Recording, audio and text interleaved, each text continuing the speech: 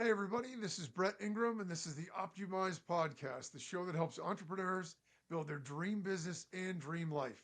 Today, we're talking with Derek Selinger, master magician who's performed on 4 continents for millions of people. He's also an award winning filmmaker and TEDx speaker about how to dream big.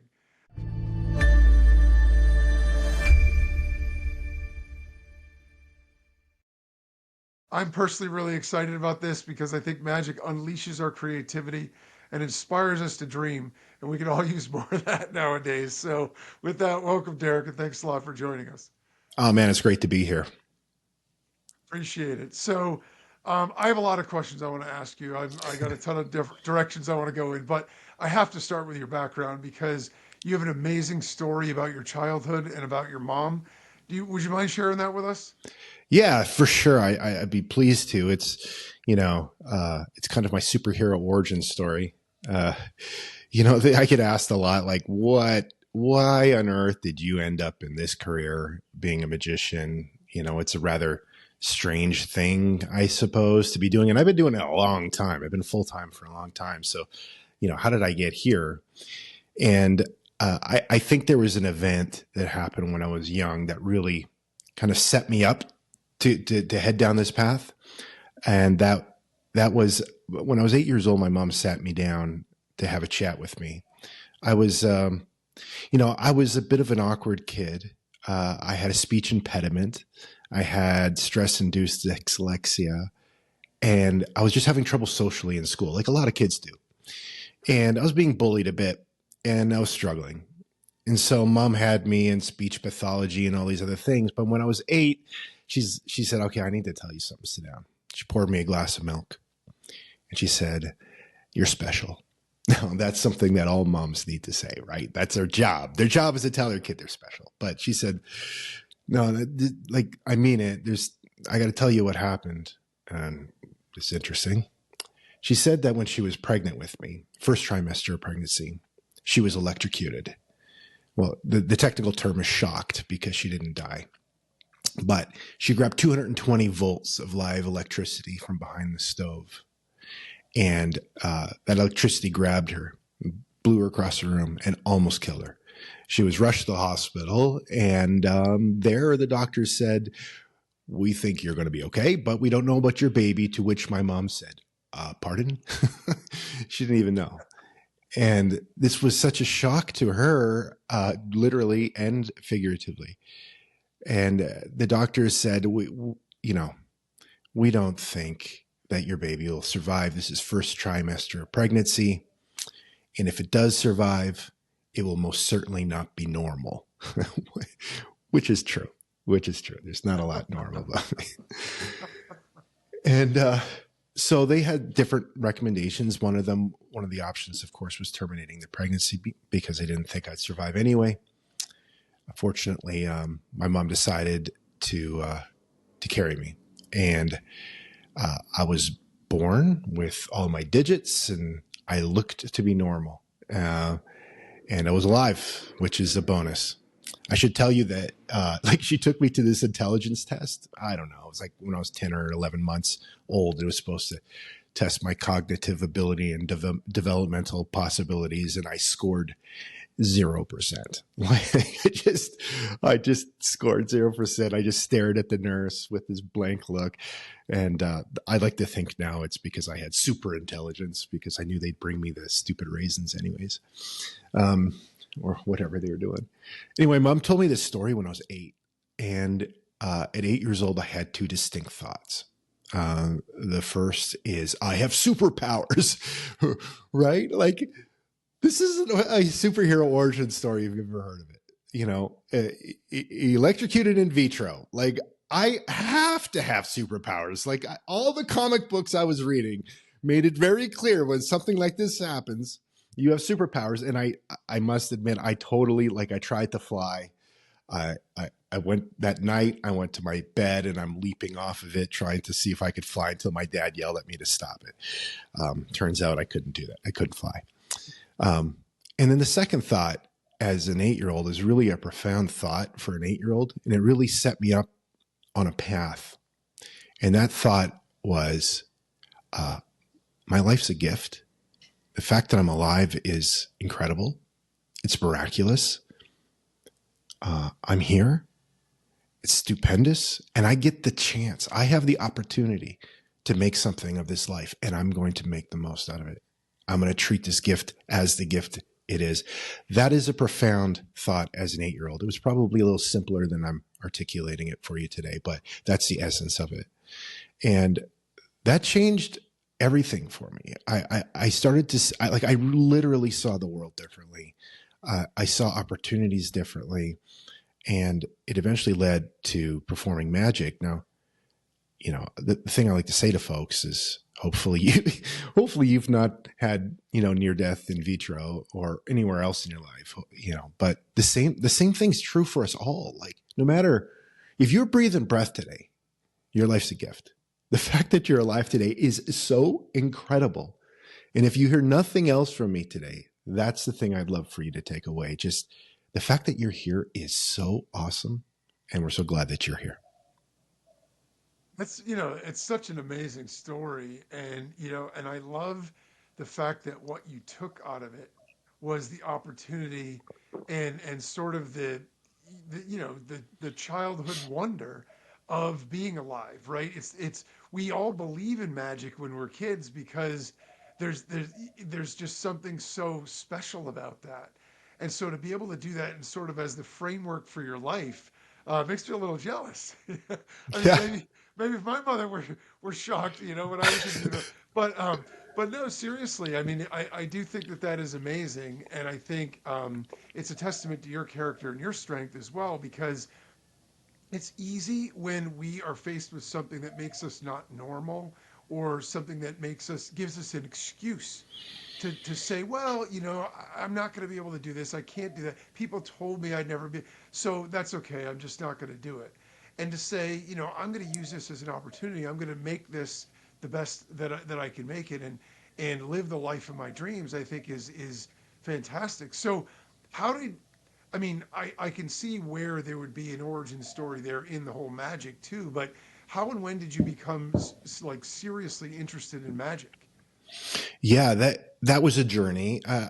I would say probably right around that same time I discovered magic for the first time. It was, I think, a trick in a Boy Scout manual or something like that. Just some simple thing that I could do for my family and friends. And I did it. I did this simple trick, and they seemed to be mildly impressed. And I was always looking for those types of things that would set me apart, I guess, that would fulfill the prophecy, So it was one of those things that I had an interest in. I never in a million years thought I would do for a living. I grew up in a small town in the middle of Canada, the Canadian prairies.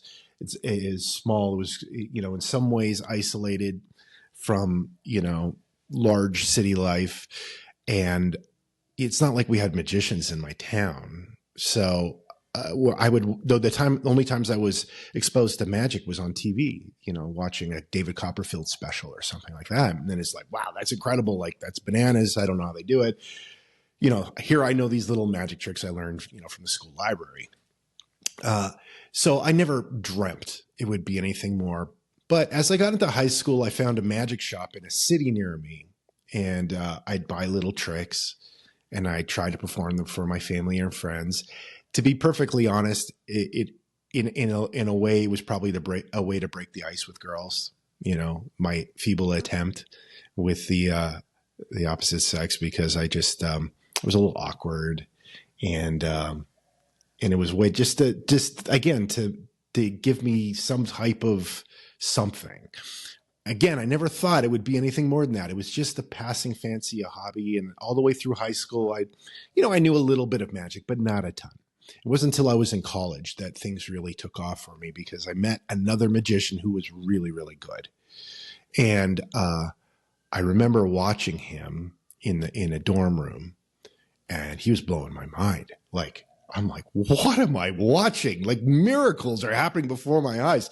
Things are disappearing and reappearing, and like all this banana stuff. And when it was all done, everybody left. And I said to him, I waited till everybody was gone. And I said, I have to learn this.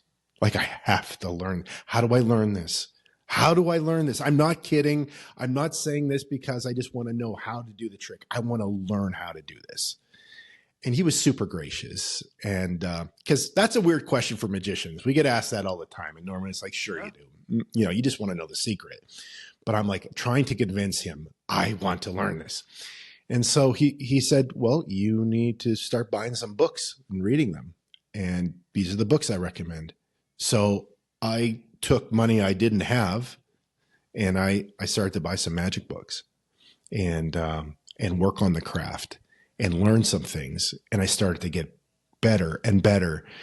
And over time, I became decent. And then the big break for me was I actually had graduated and I was working for the university. I was in charge of the residence program. So I would perform magic for guys, you know, to break the ice. And it was a good thing to know. And I coached college basketball, which I loved that job. It was such a good job. But there was a magician who was performing in a city, I'm going to say near me, but this was Canada. So near me was like 9 hours away. And so I drove to this city to see this magic show. He was a Vegas headliner. And I loved his work. And I went to his show and he blew my mind. And then the next day he had a teaching session. So I spent my like $100 or whatever it was to be part of this master class. I didn't have the money, but I found it. And I went to this master class and I got there early. I was there early because I wasn't going to miss a moment. And there was nobody else in the room. And the room was like a long boardroom table. So I went to the head of the table, put the most comfortable chair there, and I sat next to it. And I told everybody that's where Jeff is going to sit. No, that's where Jeff is sitting. No, that's Jeff's seat. And sure enough, he came in and he sat in that seat. And he was a couple minutes early too. And he turned to me before he started a session. And he introduced himself and asked me, well, what kind of magic do you perform? And I'm like, I don't know, just card tricks and stuff. He said, well, show me something. This is the moment. I was like so nervous, you know, shaking. I performed this piece of classic magic called Triumph, invented by a guy named the Professor Divern, a Canadian. And I performed it and I did okay. And he's like, oh, it was really good. And he gave me some pointers, one of which is magic's all about storytelling. And he went on and taught a session. And at the end of his session, he turned to me and he said, I think you need to come to Las Vegas and study with me. What? What? Me? You want me to come to Las Vegas to study? Like I'm just brand new. Like I just know a couple things. I do this in the dorms. Like you want me? I'm not I'm a nobody. But he said, yeah, here's my card. I think you should. And I remember talking to a friend like immediately after that going, you would not believe this. You would not believe this. And my friend said, well, you're going, right? I was like, no, I'm not going. Are you crazy?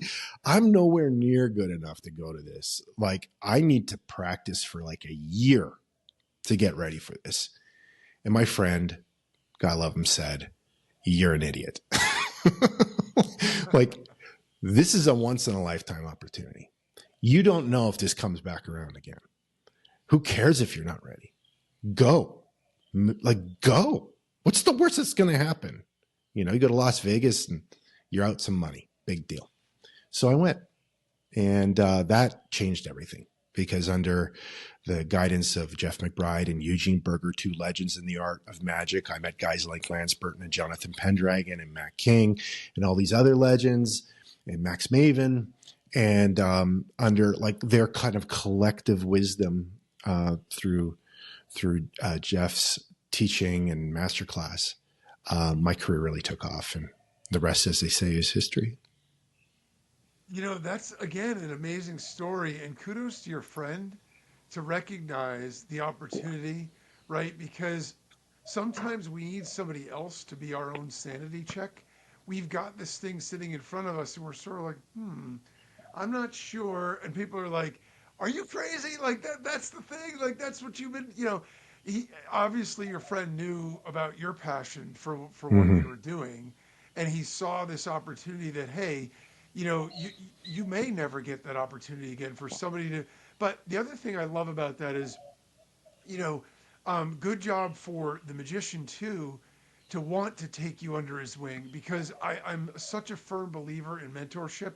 In the sort of entrepreneurial space, I've been an entrepreneur for the last 17 years in terms of what I do, and one of the biggest regrets I have, or biggest mistakes I feel like I made, is I sort of did it all on my own. I Hmm. mean, we don't do anything on our own, but I didn't have a mentor. I didn't have anybody that I could lean on. I didn't have a partner in business or anything like that. So I made a lot of mistakes. I did a lot of things wrong. I was a lot slower at stuff than I would have been had I had somebody saying, no, no, no, you do it this way. Look, this is the quicker way.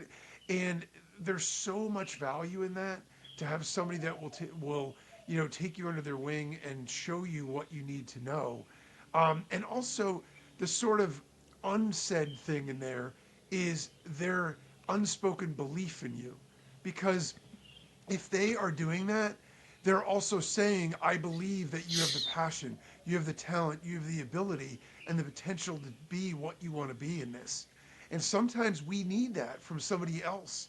We might have a desire, but afraid, we're nervous. And when somebody else says, no, I believe in you, you can do this, that gives us the strength to be able to do it. So I mean, that is amazing. What a fantastic story. So, all right, I know a magician or illusionist never reveals their tricks, so I won't ask you to do that. I mean, we were already talking about that. But I do have to say, I saw your Penn and Teller Fool Us episode, and I thought it was amazing, the Thank you. hangman news thing and all that. So I got to ask you this, though. Can you share a bit about the process of how you come up with ideas and then Yeah. bring them into reality? Yeah. Well, this is interesting because it really connects to your previous statement about mentorship. I look through my career, uh, the areas where I've received mentorship, I grew far quicker. Like you, I've run my own business. I started, after I ran away and joined the circus and kind of became stable. I started a production company, and we did film and video production for brands and businesses and not for profits. And that parlayed into doing some films. And in that world, I didn't really have a mentor. It was trial and error. It's like, I'm going to do this, I'm going to make it happen. And like you said, I made so many mistakes in that industry. And even though I loved it, it would have, if I would have had somebody like Jeff in that world, I think that things may have gone smoother. Um, and the belief is, like what you said there about belief, is so true. Because if you have an expert eye, an experienced eye, and you spot something that's real, and or maybe some talent, or maybe some ability, or even just passion, and you fan that flame a bit, that is probably the most magical thing you could do for someone, because we're all just dying for someone to believe in us. Like, just, we're looking for that feedback. We're looking for that validation. Remember that show, American Idol, right? Yeah. Like, so why do we American Idol? For those that, if you're young and didn't see this, you got to go look it up. It's the Simon Cowell reality show for singing. And why did we watch this show? Partly we're watching it for the great performances, for sure. But early, the thing that hooked us in, it was reality TV that was like the prank or fail videos online now, because these guys would get in front of these judges and try to sing, and they were terrible. And you would watch a guy like Simon Cowell rip them apart, just tell them, like, never sing again. And it was such a train wreck, you know. And I remember watching that going, oh God, I'd never want to be that. Right. That'd be the worst thing ever. Well, two things. First, it isn't the worst thing ever, because those people, maybe they overestimated their ability, but they went on TV. They went on an adventure. And uh, any embarrassment they may have felt from that, honestly, if I were to speak to them, I'd be like, Just see it for what it was. Maybe you've discovered your path, and that's okay. It's okay to discover your path. It was in front of millions of people. Maybe that was a little awkward, but it's not the disaster that we perceive it to be. And then there's guys like William Hung, who was terrible, but became an international superstar and made millions of dollars as a singer. So you never know where it's going to go. So that's the first thing. Taking a risk is, it's not as bad as it seems. But I didn't want to be that. I wanted to have the ability to succeed, and mentorship really helped that, right? It really gave me the opportunity to understand how to create. And now we're getting to your question. I remember sitting in Las Vegas, and Eugene and Jeff were helping me with a routine I was working on, an original routine, still perform it to this day. And they helped me, and that was brilliant. But there was a couple other guys there that came into the house, this kind of like modern day Hogwarts, if you will. And they helped those guys too. And I got to sit in and watch. And the thing that they gave me that was far more valuable than even helping me was allowing me to watch their process, right? I watched how they created. And by watching how they created, I started to get it. I'm like, oh, that's how you do it. Oh, I can do that. I can do that. And I started to develop this belief. And I've actually taken the process of creativity and magic, and I've parlayed that into a system of creativity that I literally teach executives and businesses now, because we can create magic in our own businesses, in our own lives. It's the same process. And the first step to anything is you have to dream it. You have to visualize it. And what we often do, and what I was doing in magic when I first started, is I would have an idea and then instantly talk myself out of that idea because I'd analyze it. I'd go, oh, what if I did? No, I can't do that because of this. I almost did that with the original idea of going to Las Vegas to study. Is like, oh, I can't do that. I'm not good enough yet. Right? We cut our dreams off at the knees. We cut our creative ideas off at the knees because we instantly pop into the realm of analysis prematurely. Analysis is unbelievably important, but we can't do it too early. And what I watch these master magicians do is like, well, what if we did this and that? And they're coming up with these crazy ideas, like it's Mickey Mouse standing on the on the mountain making the stars dance around them. They're the sorcerer's apprentice using their magic to their fullest ability and their imagination, and we need to do that. Like that is, when you create a magic trick, that's the first thing you do. When you create a business, I believe that is the first thing you do as well, is you just allow yourself to play with the idea. And then once you have kind of solidified this dream, if you will, this vision, now you move into analysis. Now you move into a process of asking, okay, now why do I want to do that? And how might that work? And you get into the technical details of analyzing it. And then once you've analyzed it and you've got a good plan, then you can move into realize, which is setting forth realistic goals, smart goals, those things that are going to move you forward in pursuit of the dream, because goals and dreams are two different things. So that is literally how magic works as well. It's the same thing. And so the Penn and Teller trick is a good one for me to talk about. The roulette routine is a very powerful routine. We all are aware of it.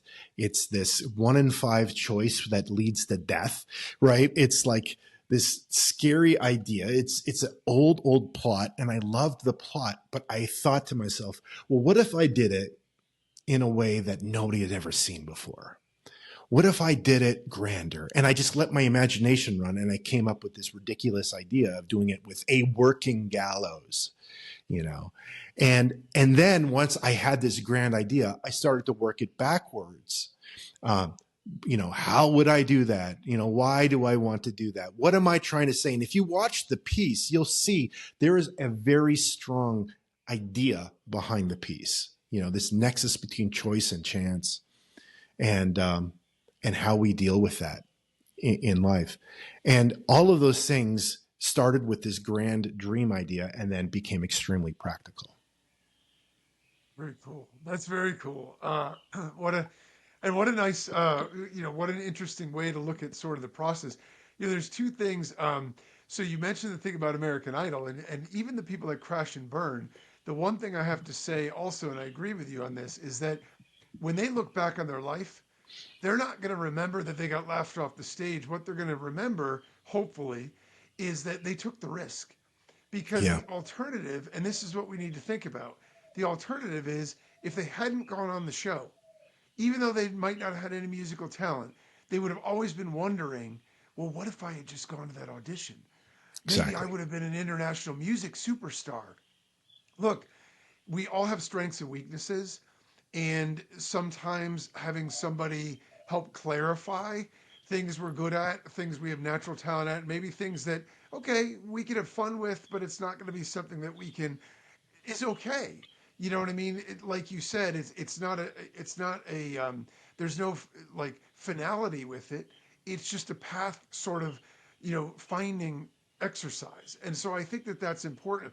But the other thing that you mentioned is, the whole idea about when we're creating, not to start killing ideas before we let them germinate a little bit. And it Yeah, reminds me of, I saw this interview about, I think it was Bradley Cooper, the actor, and he was talking about where he really attributes a lot of his career success to, and he said he attributes it to Vince Vaughn because they were in the movie Wedding Crashers together, and he said, I'm a new guy. I'm trying to cut my teeth. This guy's already got a little bit of a reputation. So he said, every scene I'm in, I'm trying to like figure out how can I make this perfect and everything else. And he goes, I was marveled because we would shoot a scene and he would just go nuts. He goes, Vince Vaughn is just totally off the chain. We'd shoot the same scene 5 times. He'd do it totally different ways, and it would just be totally out of the box. And he goes, what I realized by watching him is that you have to just throw yourself into it with passion. You don't know which one's going to be genius. You don't know which one is going to be the one. But if you give yourself the freedom to go and do it, then that magic will be there somewhere. And so he said, that's sort of where I learned to take the guardrails off, stop analyzing everything I was doing, and overthinking it, and just go and do it. And I think it's a great lesson for all of us in whatever we're doing, to throw ourselves into it when we're passionate about something and see where we can take it. So I got to ask you about performing. So Mhm. I've performed in front of small audiences, this, that, and the other thing here and there. But what's it like, and what is the difference between performing in front of thousands of people versus like small groups? Because I know you've done both, and Mhm. how do you sort of separate the two in terms of Yeah, experience? thank you for that question. That's a very it's a very good question because there's similarities and differences. And in fact, my work now has really transferred back to small, very intentionally. My master work is this show I developed called Box of Wonders, and it's designed for 12 people around a table. Like that's what it's built for, and it's probably more impressive than anything I've ever done because I'm connecting personally with these 12. When you're in a huge room, it's very difficult to connect to people. You have to push energy, and I'll get to that in a second. But this new thing I'm doing, I love it so much because I really have a chance to make impact because I'm telling stories as I perform magic and people's perspectives are being actively shifted in front of me and I'm getting feedback like this show changed my life, the way I see the world. Like what a thing to say to an artist like that. What more do you want to hear? I love the small setting so much, but there's a thrill to the large audience and you have to learn how to perform for a large audience. I'll tell you two stories. The first is my first larger show, and then the thing I learned in France. My first large show uh, was when I was brand new. It was before I met Jeff. I was just like a hobbyist. I was just messing around a little bit, just something a little fun I was doing. And I was working for the university, and the university had a session where they had like a student experience weekend. And so high school students from all over the place would come to the university and go to class and learn, see what it's like. Well, one evening was an elective night where they would do a bunch of different things, ice cream social, play basketball, whatever. And I'm like, what if I did a magic show? Like this, that would be fun. I know all these tricks. What if I put something together? So I went to the person in charge and pitched the idea, and they're like, that's a great idea. Let's do it. We'll put you in the main auditorium, make you one of the electives, don't expect a big crowd, probably like 40, maybe 40, 50 kids, and have fun with it. And I'm like, this is great. This is going to be such a fun experience.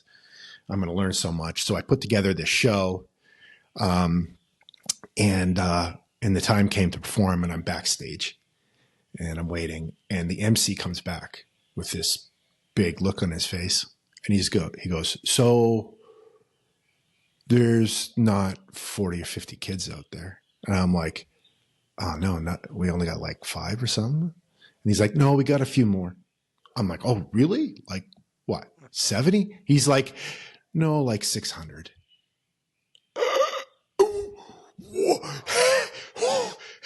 Like, man, I'm telling you, my heart was in my throat. Like, if there was any moment that I could have pulled the ripcord and been like, I'm out, I'm not doing it, that would have been the moment. I was so scared. 600 kids, and these are teenagers, man. And I mean, it's back in the day, and they were very kind, polite kids, but still, teenagers are teenagers, right? They'll eat you alive. Oh yeah. They will eat you alive. So I'm like, oh my dear Lord, what do I do? Right? Well, let's go. And I went into the show and I did the show. Now I still have the footage to the show. I still have it. And I got to tell you, it's not good, but it's not terrible either. It's okay. It's okay. I didn't get booed. Okay. I won. I didn't get booed. And at the end of the show, they gave me a nice applause. Nobody was running after me for an autograph. Right. But I did okay.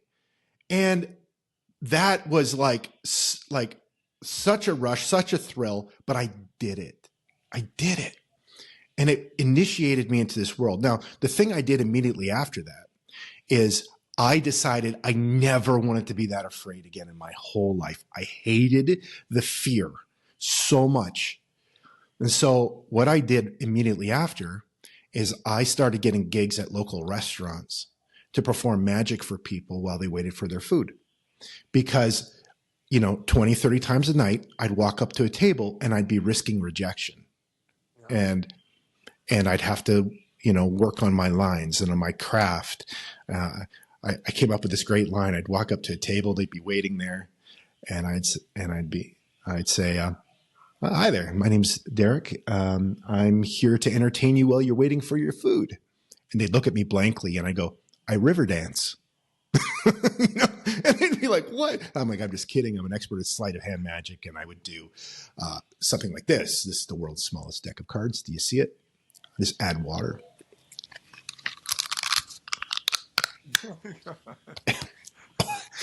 And then we'd move forward. So like, that's the first thing, is realizing that you conquer your fear by doing the thing. But it's not realistic for me to be doing 700 person shows as an amateur. So I chunked it down to a bite size. I think you'll attest that's the same thing in entrepreneurship. You don't try and take on the largest project immediately. You figure out ways to start with something you could chew so you don't blow yourself out. Because the risk was, and this could have happened if those kids would have booed me and told me I sucked, I probably would have quit. So like reverse engineering it, I wouldn't recommend that type of deep water immediately. Maybe starting at the restaurant would have been smarter. Getting rejected by, somebody crotchety at a restaurant, you can handle. But anyway, it turned out okay. Now, as you asked about crowd sizes are very, very different. Like I've performed in an arena, 18,000 people surrounding me, in the middle of an arena. That's a thrill.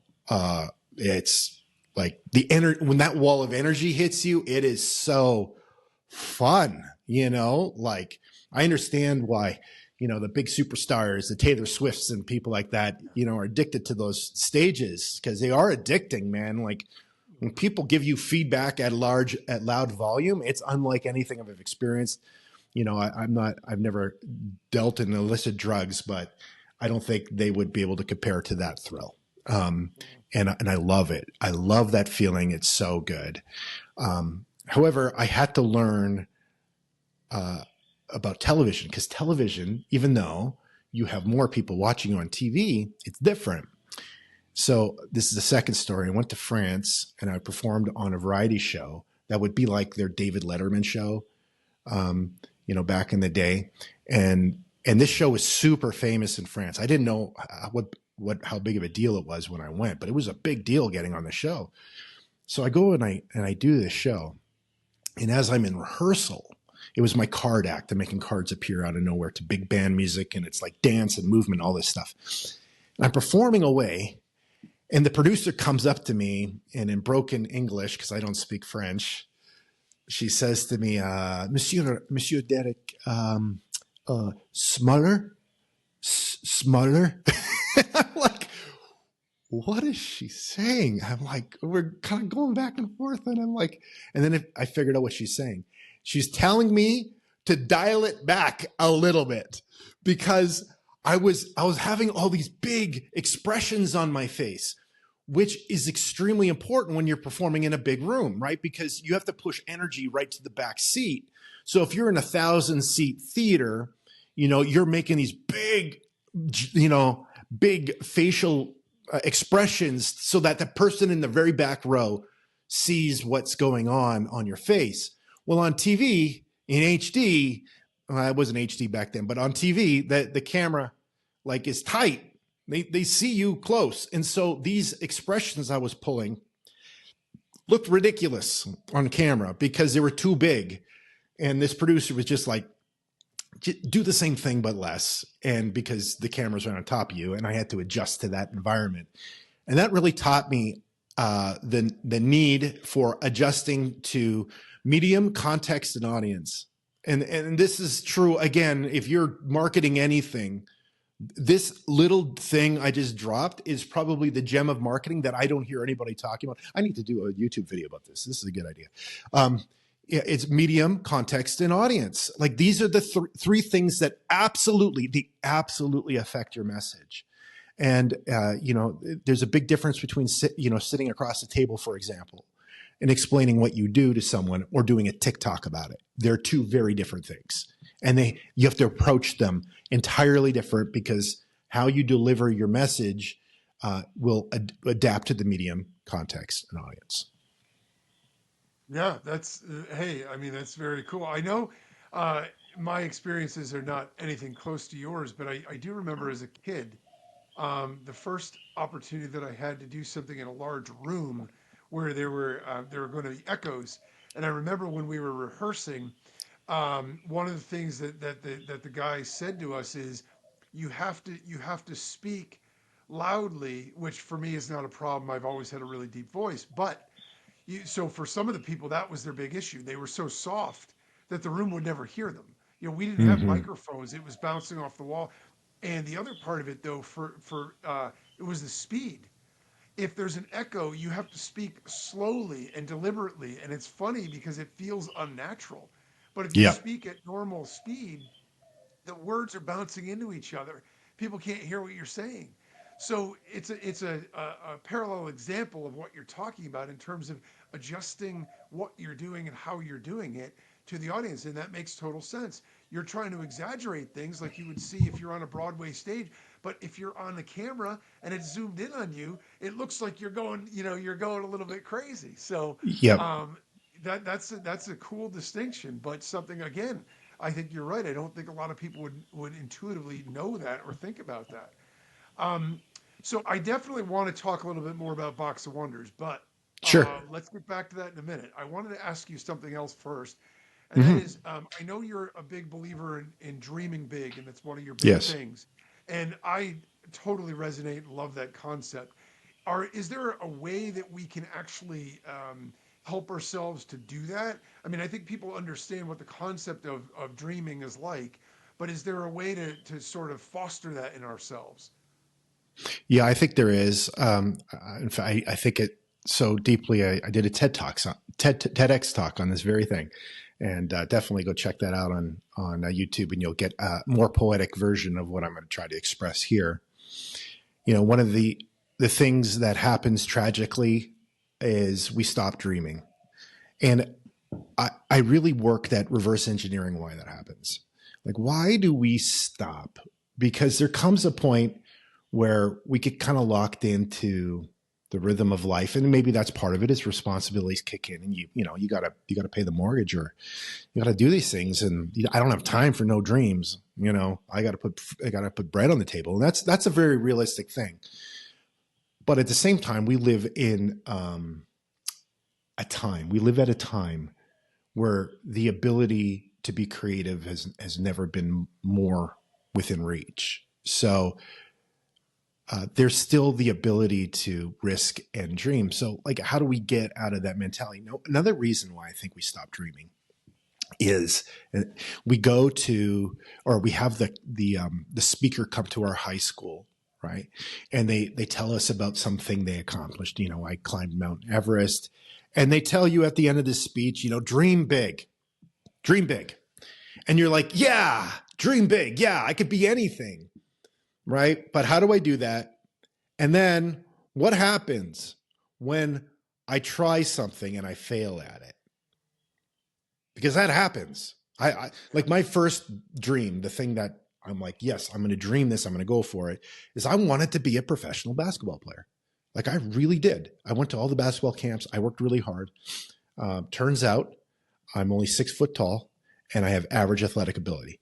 And I played in college, but I wasn't going to be a professional basketball. There's just no way I'm going to be that guy. Doesn't matter how hard I work at it. I'm not going to be able to accomplish that dream.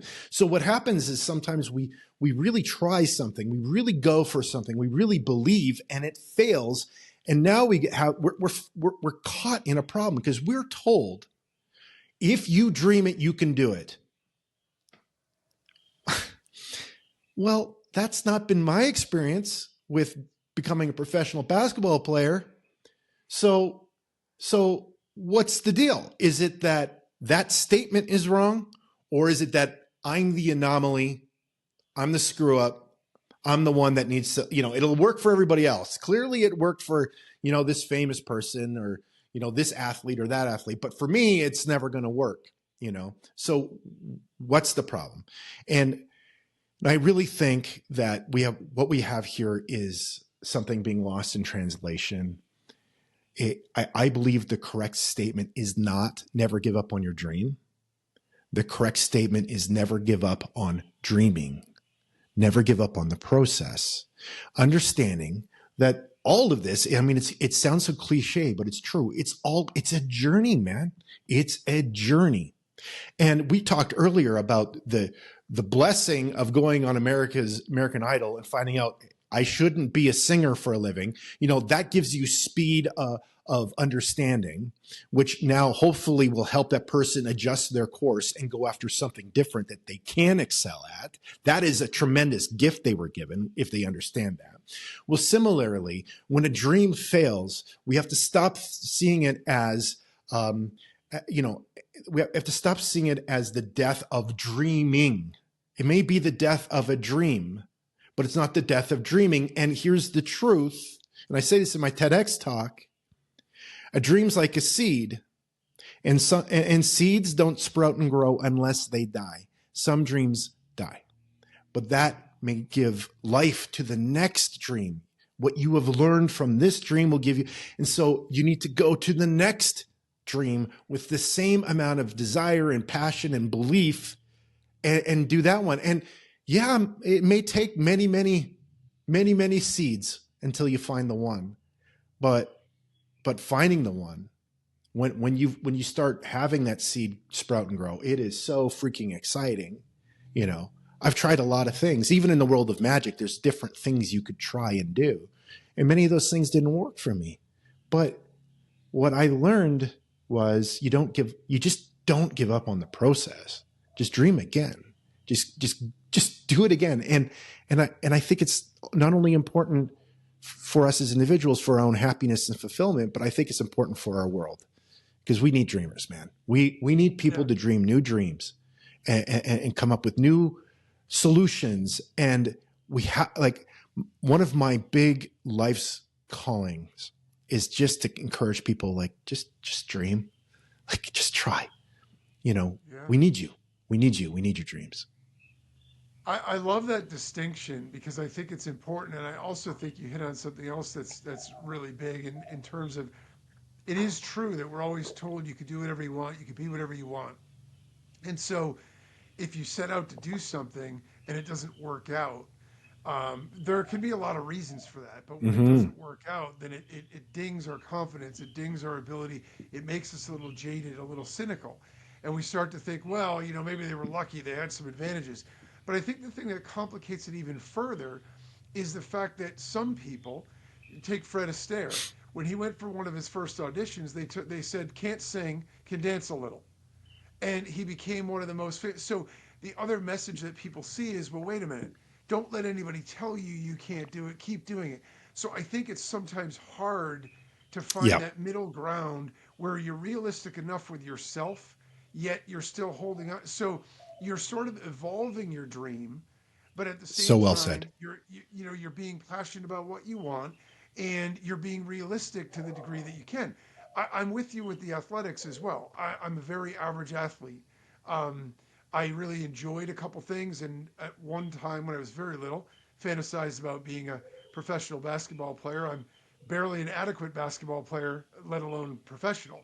I didn't even play in college, and but the thing of it is, because I saw all of these examples before me where everybody always said you can do whatever you want, then I thought, well, geez, if my passion is strong enough and my drive is strong, but there are innate abilities with things, Mm-hmm. and there are things. I mean, so we have to sort of balance that. But I do think making sure that we keep dreaming and we keep focusing on something that is bigger than just settling matters a lot. It's so important to always be like wonder, like have that childhood wonder in what it is Yeah. that we're doing, and approach things from the perspective of possibility, not reasons we Exactly. can't do stuff, but reasons we want to do stuff instead.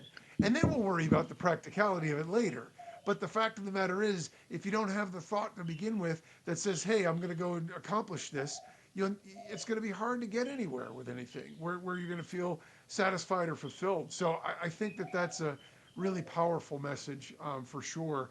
And I love the idea of holding on to the process. Even if one individual dream doesn't work out, it still gets you closer to the That's right. dream that's going to work out for you. And I think that that's an important distinction. You said something there too, which I just wanted to highlight. Like, sometimes you have to persist as well, right? Like, there, and that may be persisting in headwind. When in magic, there's magic competitions. Magicians compete against each other. So I went to the World Championships of Magic, uh, and I competed, and I did okay. And I walked off stage, and I had a very nice older gal who was like a magic groupie. She loved these magic competitions. She'd go to them all over the world. And she came up to me and she said, "That was very nice." And she basically said, "Don't quit your day job. Like, you don't got it, kid. Like, that was really nice.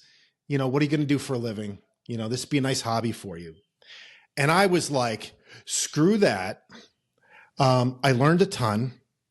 I know what I need to do next. And like, I don't care what you say, because I had a belief in me that was like deep, and nobody was going to convince me that I couldn't try this. Now, maybe if I would have gone through the cycle a couple times and got more data, more feedback, and maybe she would have proven to be true and been like, you know what, maybe she's right. But instead, what I did is, like, I'm treating this like the freaking Olympics. And I went and I talked to my mentor. And for that next year, that whole next year, every day, I worked with the goal of winning the world championships. That's all I wanted to do. I got a gig at the Science Center, performed 3 times a day for free. My act, I did, like, everything I did was in service of that. And the next year I went back and I won the People's Choice at the World Championships. And that same woman came up to me after and she apologized to me. She said, "I'm sorry." Wow. She said, "I remember what I said to you last year and I was so wrong. You were born for this." Right. And That's so amazing. you need to have that persistence too. When you know something deep within, when that dream, the question you're asking in the dream, the what if I did this, when that is singing to you and you have to know the answer to it, then just keep persisting until you get the data that causes you to adjust or abandon or renew. Just it's all about that feedback loop in the journey. Yeah, no, that's a powerful story, and good on her that she had the strength of character too to admit. Mm-hmm. A lot of people would just slink out of the back of the room. They wouldn't want to Yep. know because they were wrong. And I think that Yep. that shows strength of character too. It's important when we do make a mistake, or if we underestimate somebody or whatever, that we're okay admitting that as well. I think Yep. that's super important because what we can't know is somebody's heart, somebody's desire. I remember Red Auerbach, the famous owner of the Boston Celtics, when he drafted Larry Bird. He drafted him a year before he graduated college. Bird didn't even know he was drafted. He was a college basketball player, and he's like, "What?" Like his friends had to tell him that he was drafted. So he's like, "Yeah, they have the rights to you after you graduate. If you're going to go play pro ball, you have to go play for them." So, but what Red Auerbach said is, I knew he was a great shooter. I knew he was going to, I had no idea that he would play sick, he would play hurt, that Mm-hmm. had the vision that he had the passing that he had the heart that he had to win. Those are things that are hard to measure, and it's why you see, even in the easy analogy here is the professional athletics. It's why you see these guys with lots of God-given talent crash and burn when they get to the pro level, because there's some element that's missing. They might have some of the tools, but it Yep. requires all of it. You have to not only have ability, but you also have to have that drive, that desire. You did all of those things to constantly hone your craft. If you went home and ate chips on the couch for a year and said, "You know what? I'm going to go back next year and prove her wrong," and you did it by eating chips sitting on the couch, you would have gone back the next year and got the same feedback. But you didn't. You said, "I care so much about this. Believe in myself so much. I'm going to invest in myself, and I'm going to do this even if it's free, because this is how much it matters to me." And Yep. so you prove to yourself through that whole process too how important it is to you, and that elevates your own belief, because now you're saying, look at what I put into this. I deserve this. I know I'm good at it." And so, again, that's awesome, and a great demonstration and explanation of how passion figures into it as well, and commitment. Mm-hmm. Um, so tell us about the Box of Wonders. I saw the little preview of this. I'm fascinated by it. I love this. So tell us what that is. Yeah, thank you. I love talking about this experience. It is the best thing I've ever created by far. There's nothing that even comes close to it, in my opinion. I've done some pretty cool things like Penn and Teller, which I'm proud of as well. But the Box of Wonders is it's an immersive experience. It's designed to be over an evening for a small group of people, like 12 people. We've done it for social, groups, people with their friends and executive teams. And I think one of the reasons why it's so impactful, it's because we go on a journey together. The show is about memory, the magic of memory. It's about what it means to be together, our community, what it means to be living life together in this world and as friends or as colleagues. And I take people through this journey of my own memories, but I have them also bring to their mind their own memories. So it's this collaboration of magic, like mind-blowing stuff, like reading your mind and making spoons bend, and like stuff you're like, you maybe see it on TV and you're like, does that really happen? Well, it's happening right in front of you, which is pretty cool. But that is combined with this kind of immersive story element where we all participate in this one of a kind, unique story that we're telling on this night and this night only. In fact, I'll give you my opening line. This kind of sets it up really well. This is how the show starts. I have a light over top at the head of the table. After I'm introduced, some soft music plays. I come and I sit down and I put a box in front of me that contains memories that we're going to access. And I sit down and I smooth my place. I straighten my suit and I lean forward and I say to the participants, I'm going to lie to you tonight, but I'm going to lie to you in a way that is most familiar. I'm going to lie to you like your memory lies to you. And in lying to you, I'm going to tell you the truth. So that's the opening line, the opening hook, right? Yeah, and then the cool thing, and this was the thing that I didn't know when I wrote the show. Like I knew this was going to be a dynamic piece of magic and performance and immersive theater and all these types of things. But what I didn't expect is what happened after the show. When the show ends, that's kind of when the real magic starts. Because what happens is the audience members start asking me questions, about how I got started and those types of things, but they end up talking to each other about memory. And I watch the conversation begin to bubble up amongst themselves. And consistently at the end of the show, nobody wants to leave the table. Everybody wants to stay in the moment with each other. It's so wonderful. And then in the corporate setting with executive teams, what we do is we're a little more intentional about it, where I have the participants tell 5 minutes of their story to each other about how they got to be at this table. And the reason that's, I think, so wonderful and powerful is we don't tell each other our stories. We could literally, people may be working together and they may hear, brief things about each other, but they don't really hear the heart of what brought them here. Like, what brings you to this table? Like, what motivates you to be here? Tell us in 5 minutes how you got here. We don't do that. Even in the highest level, highest performing executive teams, we don't do that. So I just facilitate that for a moment. And it's like magic. It's magic. I watch it happen in front of me. I love it so much. It's so cool. That is very cool. What an amazing idea too. I think it's just the whole thing is just fascinating. So, all right. So where can people find you, find your products, find your services, and connect with you? Yeah, it's great. Thank you for that as well. It's very generous. My website is my name, DerekSelinger.com. And the links off the website will take you to, most of my magic material. If you want anything about corporate training, I do something called asymmetrical corporate training, where I help businesses unlock creativity and understand AI. If you're interested in that kind of thing, just leave a message for us on the website and somebody will get you that information as well. I'm also on all the socials. Just look up my name, Derek Selinger, YouTube, Instagram, the Facebook, TikTok, Clapper. I don't know if you know Clapper. It's like another short form thing. I'm all over the place, and on TikTok, I kind of do magic content, but I also wrote a book. So I've got another channel where I talk about the process of writing a novel. So I'm all over the place doing all kinds of things. And I'd love to have you on any of them that you'd want to be on. Awesome. Thanks for that. All right. I have one last question that I have to ask because I think it's important. And I always love to know what everyone's perspective is. And that is, what's your number one tip for success as a business owner or an entrepreneur?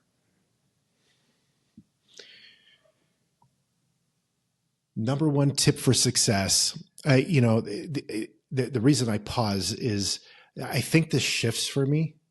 There's some days I really feel one thing, right? And I'm like, no, that's the one. And other things, it's another. And we were talking about dreaming here today and the importance of dreaming. So I really think that it's tied to that.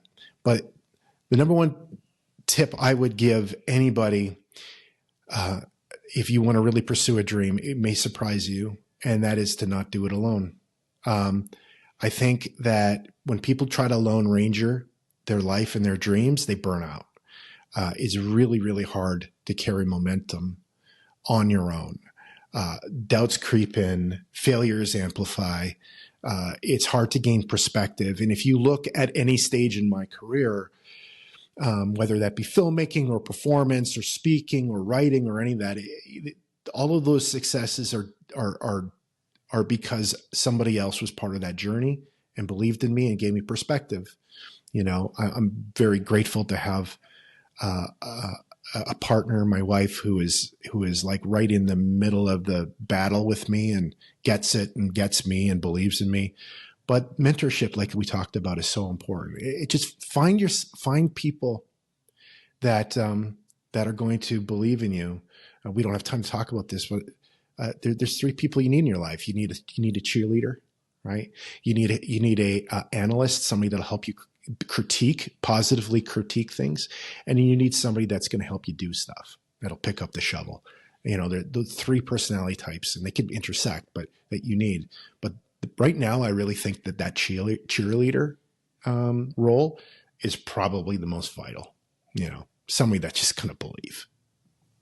Yeah. No, I think that's great advice, and I'm with you. My own thoughts about that change all the time as well. Mm-hmm. But I also agree that not only because of my own personal journey of trying to do things solo, but the reality of it is, even when we think we're doing things solo, we're not anyway. Exactly. We depend on other people. We're all codependent. And so I think it's better to lean into that than try to just roll up the sleeves and work harder every time. Because as you said, you have good times and bad times. It's harder to maintain momentum in good times by yourself. And it's harder to pick yourself up in rough times when you're by yourself. And so, um, also, any great experience is best when it's shared. That's what makes the Totally. experience what it is. And so, having somebody along your side there, I think is so valuable. So, I appreciate that perspective as well. You All know right, what? well, You know what sucks as a magician? Doing magic that's tricks for yourself. It's terrible, right? You need people. sit I in the love that. mirror, sit on the Me in the video and mirror. create. Oh, hey, you're Yeah. so good. Wow, wow. Oh, hey, Give yourself a little wink at the end of that one. That was a good trick exactly, there. Yeah, that's exactly, awesome. exactly. Thanks again, Derek, so much for sharing all your insights and great tips with us. Visit DerekSelinger.com to find his magic box of wonders and learn more about him, and watch his videos on YouTube.com at Derek Selinger. Thanks a lot for tuning in, everybody. And remember, no matter what you want from your business and your life, don't compromise. optYOUmize.